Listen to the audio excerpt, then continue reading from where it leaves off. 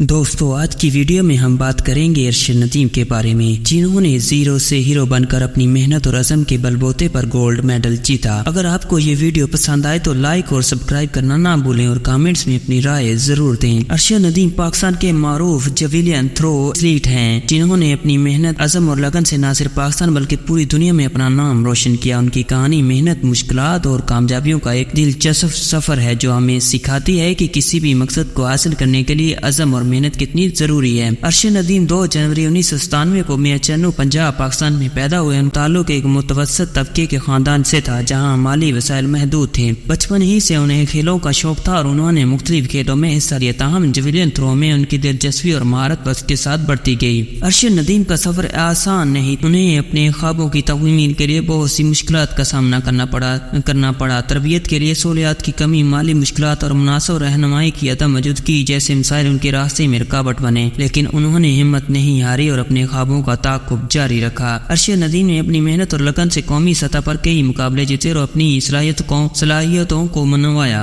उनकी मेहनत का सिला उस वक्त मिला जब उन्होंने 2018 के एशियन गेम्स में कांसी का तमगा जीता। उस कामयाबी ने उनकी हौसला अफजाई की और उन्हें मजीद मेहनत करने का अज़म दिया। अरशद नदीम की सबसे बड़ी कामयाबी उसकी वक्त आई जब उन्होंने 2022 के कॉमनवेल्थ गेम में जवेलियन थ्रो में गोल्ड मेडल जीता, ये न सिर्फ उनके लिए बल्कि पूरे पाकिस्तान के लिए फख्र का लम्हा था। उनकी इस कामयाबी ने उन्हें दुनिया भर में मशहूर कर दिया और वो पाकिस्तान के हीरो बन गए। पेरिस ओलंपिक्स में अरशद नदीम ने 92.97 मीटर जवेलियन थ्रो लगाकर सोने का तमगा अपने नाम किया और कौमी एथलीट अरशद नदीम ने जवेलियन थ्रो में ओलंपिक्स का 118 साल रिकॉर्ड भी अपने नाम किया है। अरशद नदीम की कहानी हमें सिखाती है कि किसी भी मकसद को हासिल करने के लिए अज़म, मेहनत और मुस्तकिल मिजाजी की जरूरत होती है और उनकी मेहनत और लगन ने उन्हें जीरो से हीरो बना दिया है। उनकी कामयाबी हमें ये सबक देती है कि किसी भी मुश्किल का सामना करते हुए कभी हार नहीं माननी चाहिए।